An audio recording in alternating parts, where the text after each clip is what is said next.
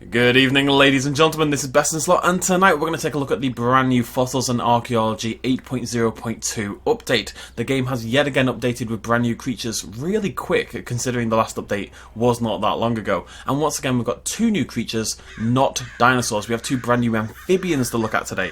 The non-dinosaur roster of this game has really expanded really quickly, so it gives us a nice, quite a lot of variety. It's really cool to see. Anyways, let's get started. I built a little... Vines, what are you doing? Stop that. Anyways, I've got a little dinosaur here. That's going to be our mascot from now on. We've got two different exhibits to show you. We're going to start with the slightly less exciting one, also the one I have never heard of and can't pronounce. I'm assuming Crassigyrinus or Crassigyrinus sounds likely. Anyways, this is a amphibious creature, an extinct amphibious creature, and tell you what, before we talk about it, let's go inside. So it lived in the Carboniferous period, and therefore there was a lot of swamplands going around, and that's kind of what I themed both exhibits over. And there they are. I'll tell you what, if we just set the time to 6,000, we should get some more light in here. There we go, beautiful. So the Crassigyrinus, I'm going to call him Crassi. Crassi is a basal tetrapod, and what that basically means is, as you can see, it's very much a transition creature. It looks very much like a fish or an eel kind of thing, but it's got these teeny tiny little legs sticking out at the side. Very little ones, and it's able to walk on land. It's able to function on land, I think. I don't think I've seen them move much. I worry that it should, you put it into the water and it suddenly seems a lot happier. Maybe it's going to spend most of its time in there, but I believe they are okay functioning on land. Because what these creatures are is basically it's a basal tetrapod. What they were closer to being our sort of four-legged tetrapods we had on land. And further, basically the gap between a lungfish, which is their ancestors, and the four-legged tetrapods walking around properly on land. And these were closer to being a four-legged land-bearing tetrapod than they were to the lungfish. These were further along in that evolutionary chain, despite the fact that their legs are teeny tiny. They're nearly ready for land, and they're pretty cool. They're just, yeah, this isn't a creature that's going to rock the world, if we're honest. It's just a nice little random addition to the game. And again, it makes me want to get an aquarium on the go.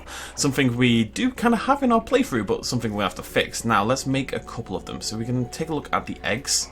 There's the little babies. You can see the colour changes. They start off quite brown and, not that exciting colour-wise, but the legs aren't in as well. You cannot see the legs there, but what you can see are these frill areas around the gills. And as the amphibian grows older, those gills disappear, but the legs come in and the colour adapts. So I think that's pretty cool. There he is, little baby. Don't know if he's okay up there. Now, there's something I want to show you guys. This is a carnivorous creature, but if you wanted to check that in-game with the latest update, you can't. 8.0.2 does fix a lot of bugs, but it also brings in a rather weird one. If we get out our Dinopedia, and we click this Crassigyrinus, you'll see it has embryo progress 0%. It doesn't have any food or anything else. I don't know if it ever will, but it has embryo progress 0%. If we click on the baby that was just born and hopefully has not had babies yet, it also has embryo progress 0%. The 8.02 basically makes every creature in the game pregnant, with a baby that will never be born, which is hauntingly beautiful. Anyways, so Crassigyrinus now. There's definitely a way to do this quicker, isn't there? One of the ones that I'm much more excited about, if we go over here, we're going to go check out our second swamp creature, is the Diplocaulus. This is definitely one that a lot of you will recognise. It was in Jurassic World the game. I believe it's in Ark. I don't know about that. But Diplocaulus has a very recognisable shape. Let's go take a look. Where are they? There we go. Oh, God, I'm sorry. Okay, let's find another one.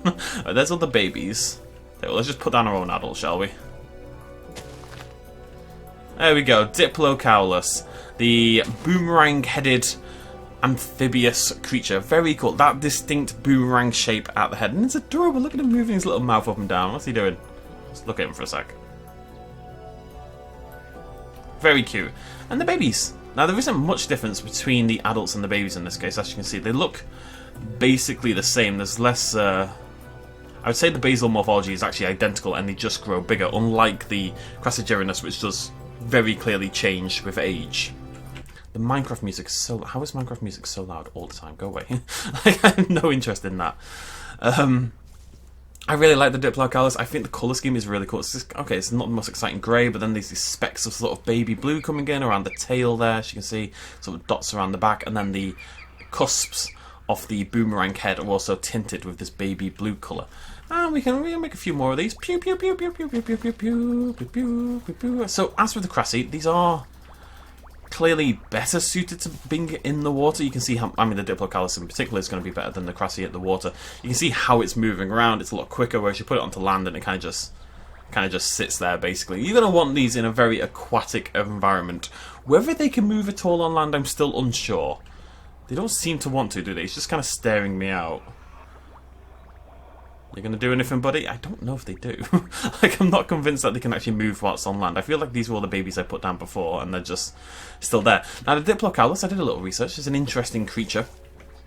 There's a lot of debate. First things first, Diplocaulus is actually a genus, not a species. So there's like 6 or 7, can't remember the exact number, different types of Diplocaulus out there, all these different species. Now, the main thing about the Diplocaulus is obviously the boomerang head, and there's been a lot of debate over the years as to what this boomerang head would mean. And I believe the most up-to-date or most accepted was actually built in, the most accepted reasoning was developed in 1980 by a South African, I believe, paleontologist. And what they did was they built a model of the Diplocaulus with this head, and out of like wood and plaster, and they took it to a wind tunnel to try to see how it affected the wind resistance. And this boomerang head shape, what it does is it basically lets the Diplocaulus move up and down in the water with great ease, specifically in slow moving streams. Now this was, 40 years ago, nearly. Jesus Christ, 40 years ago, 1980, that's insane. So, whether that's the case or not, we still don't really know. When do you ever know anything in paleontology, as we've seen in the last few years? But it is interesting. I think it's a very cool little creature. Like I say, neither of these creatures are going to change the world in our fossils and archaeology, but they're the little creatures that just make it all a little bit more interesting, I think. I know what you guys think. There we go. Diplocaulus. Enjoy.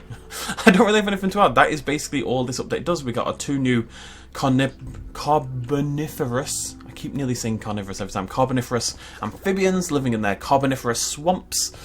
And that is about it, folks. I could prattle on for a lot longer, but I'm going to try not to.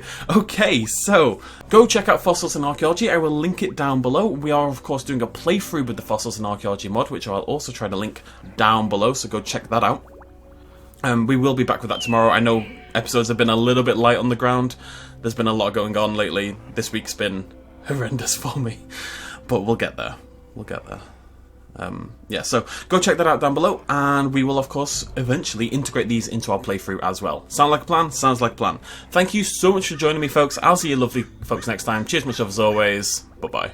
Hey folks, thanks for watching. If you enjoyed this video and you want to help support me a little bit more, you can do so at patreon.com/bestinslot. There's a link in the description down below.